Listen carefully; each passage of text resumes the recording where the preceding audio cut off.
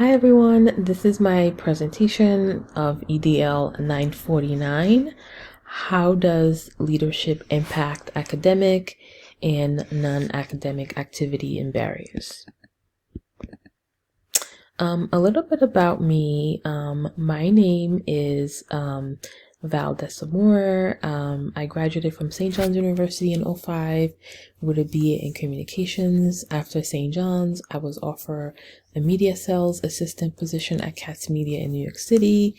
Although I really enjoy my work in sales, it was not my passion. So I went back to school and I got my master's in counseling from Fordham University in 2010. I am now licensed in New York and New Jersey as a school counselor. I am currently working at Livingston High School in Livingston, New Jersey as a school counselor. And prior to that, I worked at Union High School as a school counselor for 7 years. A little bit about me, my personal information. Everyone knows me by my nickname, which is Val. So feel free to call me Val. I grew up in New York City, but I currently live in New Jersey. I love to travel the world. I've been on a Caribbean cruise. Prior to that, I went to Europe. Besides traveling, my other favorite hobbies are running, listening to music, going to live concerts, shopping, reading. My favorite sport is tennis, but I don't really play.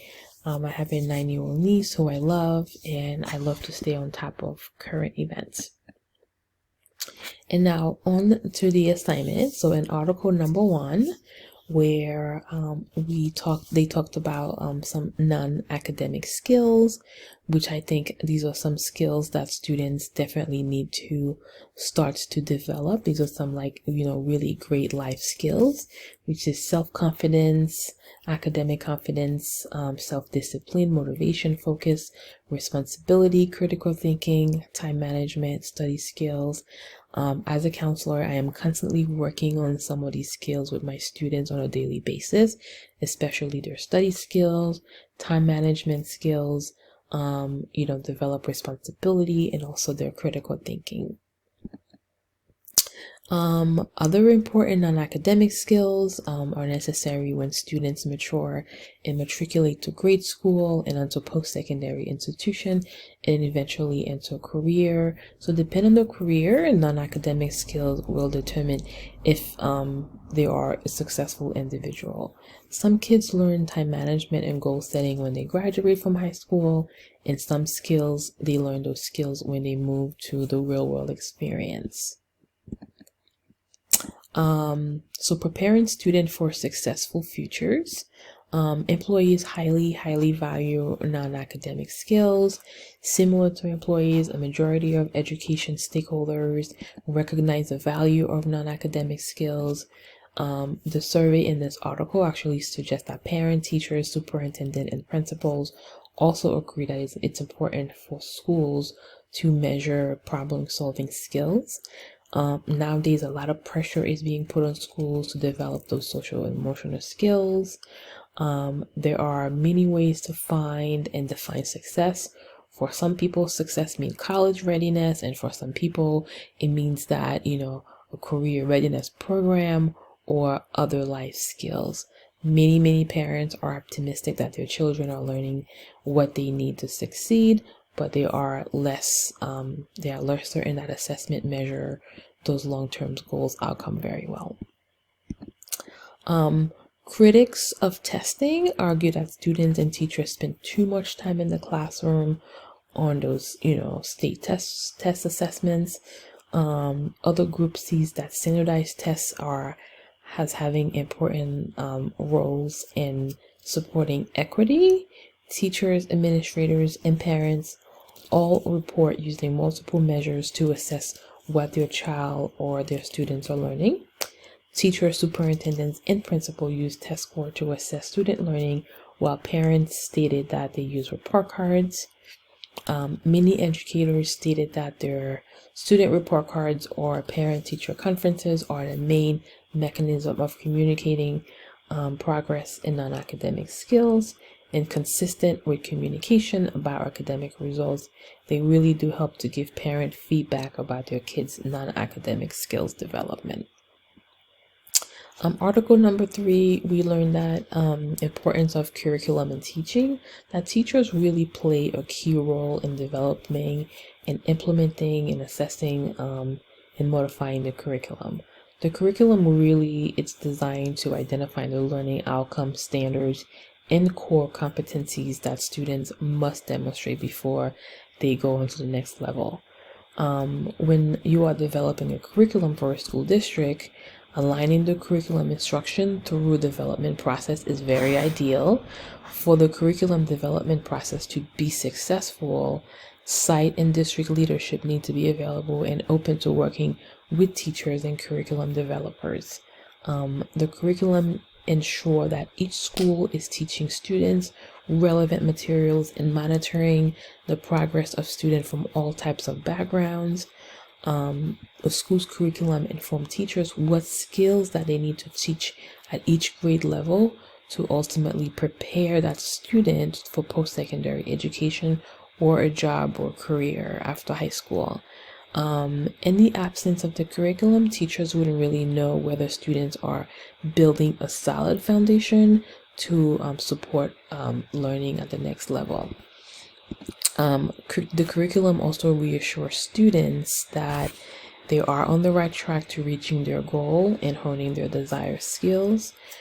In addition to teaching students academics skills, the curriculum is also designed to teach students the importance of responsibility, hardworking, and citizenship.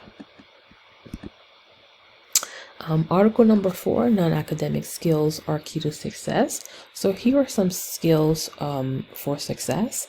There are 21st century skills, which are your 4 C's: your critical thinking, your collaboration, communication skills, your creativity. There are also, as well as life skills, career skills, and information, media, and technology skills. And you have your character, which is your character strength, your grit, your zest, your optimism, your self-control, your gratitude, your social intelligence, and your curiosity. Then there's grit, which measures self-control, persistence, and conscientiousness. I can't even pronounce this word. Growth mindset, which is the belief that positive trait includes intelligence. It also can be developed with practice. Non-cognitive traits and habits, which is when processing information of some kind in our brain. Social emotional skills helps our students academically improve school climate, discipline, and it will also help students to be college and career ready and also life ready. And then there's your soft skills, which is anything from being able to write a letter to showing up on time and having a really firm handshake. Article number 5, technology in the driven world. Personalized learning thrive in this technology-rich environment. We know technology is very big this day. My district is 1-to-1, so we use technology for everything. Teachers are a really important part when it comes to preparing students for an ever-changing world with infinite access to all types of information. Teachers also use technology platforms to support data-driven learning, such as students' passions, interests, strengths, and needs. Technology can deepen education's experience for learners and teachers in a personalized setting. A lot of districts have already implemented one-to-one technology. I know my district definitely has that. In addition to using technology in the everyday learning of students, technology is also vital for teachers to be able to collect formative data on student progress. Article number 6, teaching our way into digital equity. When students get access to new technology, they typically use them to extend existing practices. Most teachers need to go through a developmental process of professional learning to achieve more ambitious transformation of teaching to technology. However, some teachers don't do that. A lot of teachers who develop innovative use of technology are more commonly in learning environment that serve affluent and disadvantaged students. some school districts that serve diverse student bodies. Students are, especially in poverty, impacted communities, face a dilemma in technology adoption and integration. There is a really urgent need for researchers, technologies funders, developers, and classroom educators to come together to discover how to best ensure that emerging technologies serve students furthest from opportunity.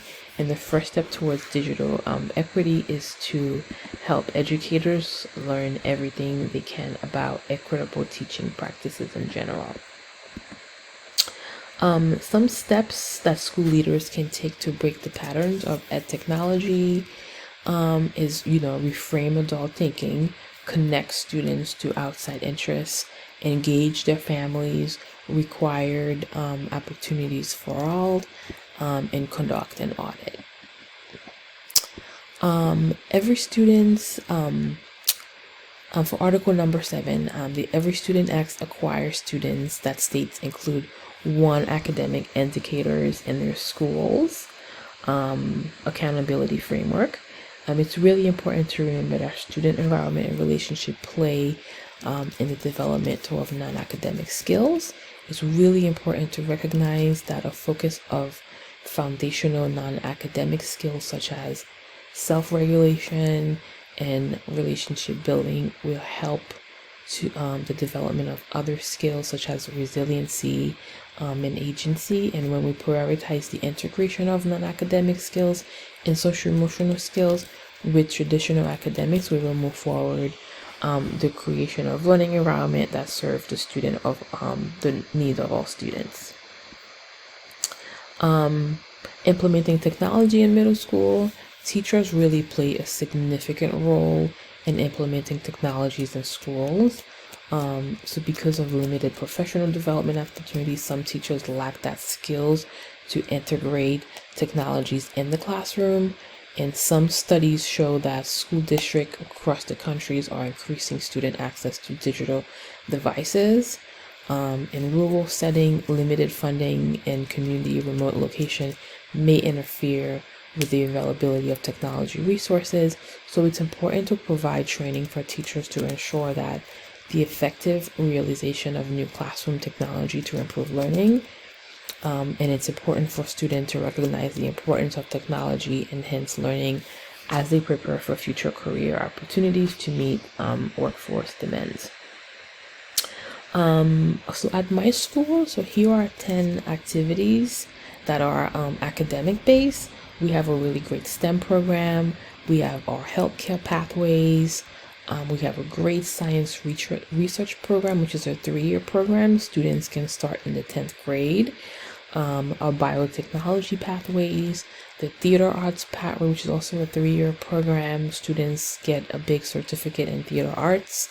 Our TV production and film is also a great program. Kids go on to become weather person, the news person, so great careers. Or humanity pathways or AP capstone program, or AP program, and also our robotics program as well is a pretty big program. Some non-academic activities, which is all of our sports, our athletic program, Key Club, which is based on our community service. I'm actually an advisor for Key Club, Model UN, Debate Club, National Organization for Women, American Sign Language, Black Student Union, FBLA, Cybersecurity Club, and Pottery Club. And these are just these are just, a few of many non-academic activities that we have at the high school. We have tons and tons of opportunities for our kids at the high school. And some concluding thoughts, these articles were absolutely relevant to my current role as a school counselor and also future building leader. The assignment definitely increased my knowledge on how leadership impacts academic and non-academic barriers. And as a future building leader, it's important to know what's available in your district and what's being offered to students. Just some personal reflection. This assignment, I learned that technology played a big role when it comes to teaching and learning. It's important to allow each student to design learning experiences that are aligned to his or her interests. So my district is 1-to-1, and everything is based around the curriculum involve technology. So I'm lucky enough to work in a district where the curriculum is revamped like every other